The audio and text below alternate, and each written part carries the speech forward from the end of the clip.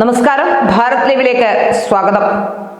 അടുത്ത കാലത്തായി കേരളത്തിൽ ഒരു മതവിഭാഗം അവരുടെ ആചാരങ്ങളും അനുഷ്ഠാനങ്ങളും നടത്താൻ വേണ്ടി ഭരണകൂടങ്ങളെയും മറ്റുള്ള എല്ലാ സംവിധാനങ്ങളെയും ദുരുപയോഗം നടത്താൻ ശ്രമം നടത്തുന്നത് നമ്മൾ കാണുന്നതാണ്. അടുത്ത കാലത്താണ് ഇപ്പോൾ എല്ലായിടവും കാണുന്ന സ്ഥലങ്ങളിലെല്ലാം നിസ്കരിക്കണമെന്ന ആവശ്യം ഉന്നയിച്ചുകൊണ്ട് മുസ്ലിം മതസ്ഥരായ ചിലർ രംഗത്ത് വരുന്നത്.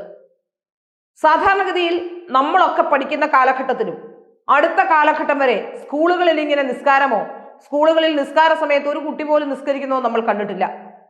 തലയിലെ തട്ടം പോലെ തന്നെ ഇത് വേണമെങ്കിൽ ആചരിക്കാവുന്ന ഒരു കാര്യം മാത്രമായിരുന്നു അടുത്ത കാലം വരെ ഉണ്ടായിരുന്നത്.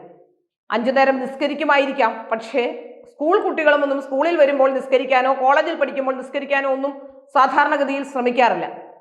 എന്നാൽ അടുത്ത കാലത്തായി മതമൗലികവാദം അതിൻ്റെ അങ്ങേയറ്റത്തേക്ക് എത്തുന്നു എന്ന് നമുക്ക് മനസ്സിലാക്കാൻ സാധിക്കുന്നു.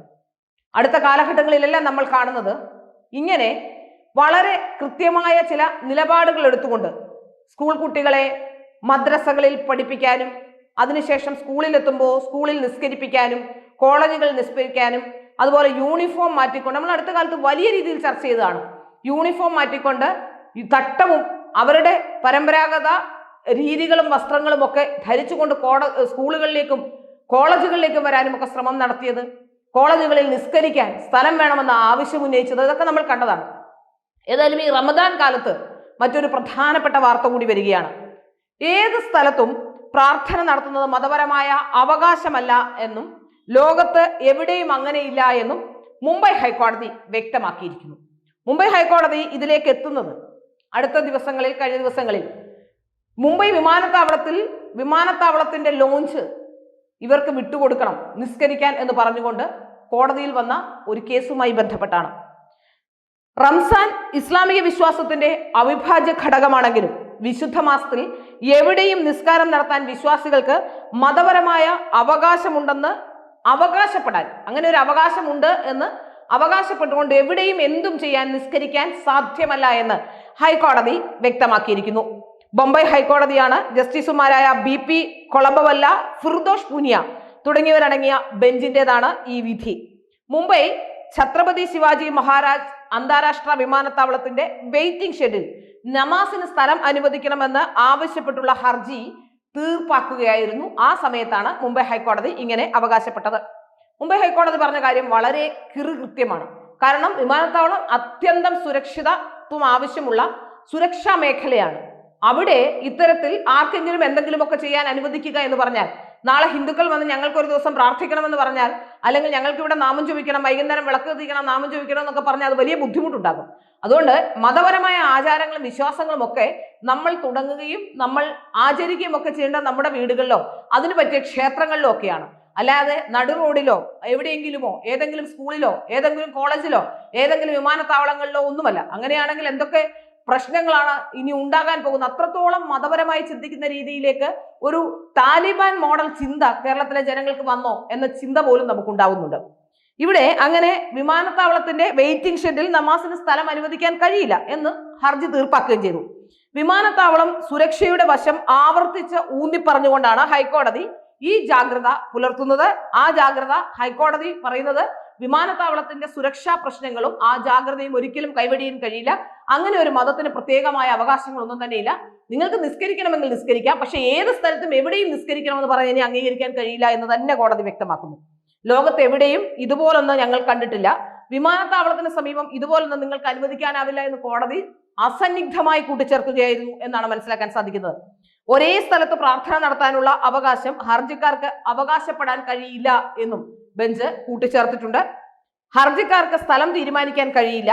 നാളെ ഓവൽ മൈതാനം, അതായത് ദക്ഷിണ മുംബൈയിലെ ഒരു വിനോദസഞ്ചാര കേന്ദ്രമാണ് ഓവൽ മൈതാനം, ആ ഓവൽ മൈതാനത്തിന് നടുവിൽ നിന്ന് പ്രാർത്ഥന നടത്തണമെന്ന് നിങ്ങൾ പറയും, അത് അംഗീകരിക്കില്ല, അത് സാധ്യമല്ല എന്ന് കോടതി നിരീക്ഷിക്കുന്നു. റംസാൻ ഹർജിക്കാരുടെ മതത്തിന്റെ അവിഭാജ്യ ഘടകമാണെന്ന് മനസ്സിലാക്കുന്നുണ്ട്. നമാസും അവരുടെ അവിഭാജ്യ ഘടകം തന്നെയാണ്. ഏത് സ്ഥലത്തും പ്രാർത്ഥന നടത്തുന്ന മതപരമായ അവകാശമല്ല എന്ന് വളരെ കൃത്യമായി പറഞ്ഞിരിക്കുന്നു എന്നുള്ളതാണ് ഏറ്റവും പ്രധാനപ്പെട്ട കാര്യം. ഒരു ദിവസം 5 നേരം പ്രാർത്ഥന നടത്തുന്നതിന് ആരും നിങ്ങളെ തടയുന്നില്ല, പക്ഷേ അത് എവിടെയും എന്തും ചെയ്യാം എന്ന രീതിയിലേക്ക് മാറുന്നതിനെ അംഗീകരിക്കാൻ കഴിയില്ല എന്ന് കോടതി പറഞ്ഞതോടുകൂടി ഇത് വരാനിരിക്കുന്ന പല കോടതി വിധികൾക്കും ഒരു മുൻപേ പോയ വിധിയാണ് എന്ന് പറയേണ്ടിയിരിക്കുന്നു. ഇപ്പൊ നമുക്കറിയാം, കർണാടകത്തിലൊക്കെ പ്രശ്നമുണ്ടായതാണ്. കർണാടകത്തിലെ കോളേജുകളിൽ, കേരളത്തിലെ സ്കൂളുകളിൽ, കേരളത്തിലെ കോളേജുകളിൽ, തൊടുപുഴ ന്യൂമാൻ കോളേജുമായി ബന്ധപ്പെട്ടൊക്കെ ഉണ്ടായ വിവാദങ്ങൾ നമ്മൾ കണ്ടതാണ്. തൊടുപുഴ ന്യൂമാൻ കോളേജിൽ അതിന് മുമ്പുണ്ടായ പ്രശ്നവും നമ്മൾ കണ്ടതാണ്. ജോസഫ് മാഷിന്റെ കൈവെട്ടി അടക്കമുള്ള കാര്യങ്ങൾ കണ്ടതാണ്. അപ്പോൾ ഈ മതമൗലികവാദികളുടെ ഇത്തരം തിട്ടൂരങ്ങൾ ഒരിക്കലും അംഗീകരിക്കാനാവില്ല. കോടതികൾ എടുക്കുന്ന നല്ല നിലപാട്, അത് ഏറ്റവും നല്ല നിലപാടാണെന്ന് പറയേണ്ടിയിരിക്കുന്നു. ഇത്തരം നിലപാടുകളോടൊപ്പം എല്ലാ വിശ്വാസി സമൂഹവും ഒരുമിച്ച് നിൽക്കണം എന്നാണ് പറയാനുള്ളത്. ഇതിൽ തന്നെ നമുക്കറിയാം, ഇത്രയും മതപരമായി ചിന്തിക്കുന്ന, എവിടെയും ചെന്ന് അവിടെയൊക്കെ നിസ്കരിക്കണമെന്ന് ചിന്തിക്കുന്ന രീതി ശരിയല്ല. നമുക്ക് തിരുവനന്തപുരത്ത് തന്നെ അറിയാം. തിരുവനന്തപുരത്തൊരു പള്ളിയുണ്ട്. തിരുവനന്തപുരത്ത് നഗരഹൃദയത്തിൽ, അതായത് പോലീസിന്റെ ഏറ്റവും തന്ത്രപ്രധാനമായ സ്ഥലമല്ല, പോലീസ് ഹെഡ്ക്വാർട്ടേഴ്സിന് മുമ്പിൽ ഒരു പള്ളിയുണ്ട്. വെള്ളിയാഴ്ച ദിവസം ആ പള്ളിയുടെ ഭാഗത്തൂടെ പോകാൻ കഴിയില്ല. സാധാരണഗതിയിൽ മുസ്ലിം പള്ളികൾക്കോ ക്രിസ്ത്യൻ പള്ളികൾക്കോ ഒക്കെ വാഹനങ്ങൾ പാർക്ക് ചെയ്യാനുള്ള സൗകര്യം ഉണ്ടാകണം. ഇത് ആ രണ്ട് സൈഡിലും റോഡ് മുഴുവൻ വാഹനങ്ങൾ പാർക്ക് ചെയ്ത് മനുഷ്യന് പോകാൻ കഴിയാത്ത രീതിയിലാണ് വെള്ളിയാഴ്ച ദിവസങ്ങളിലൊക്കെ അവിടെ ഉണ്ടാകുന്ന ജനത്തിരക്ക്, അവിടെ ഉണ്ടാകുന്ന വാഹനങ്ങളുടെ തിരക്ക് നമ്മൾ ശ്രദ്ധിക്കുമ്പോൾ മനസ്സിലാക്കാൻ സാധിക്കുന്നതാണ്. അപ്പോൾ ഇങ്ങനത്തെ രീതികളൊക്കെ മാറണം. എങ്കിൽ മാത്രമേ നമ്മൾ പുരോഗമിച്ചു എന്ന് നമുക്ക് പറയാൻ പോലും കഴിയുള്ളൂ. ഒരു പുരോഗമന കാലഘട്ടം എന്ന് നമ്മൾ പറയുമ്പോൾ ആ പുരോഗമനത്തിൽ നമ്മൾ അധോഗമനത്തിലേക്കാണോ പോകുന്നത് നമ്മൾ ഇപ്പോ ചിന്തിക്കുന്നതിൽ പോലും തെറ്റില്ല. അത്തരം സാഹചര്യമാണ്. സ്ത്രീകളുടെ വസ്ത്രധാരണത്തിൽ അടക്കം അത് ദൃശ്യമാകുന്നുണ്ട് എന്ന കാര്യത്തിലും ഒരു സംശയവുമില്ല.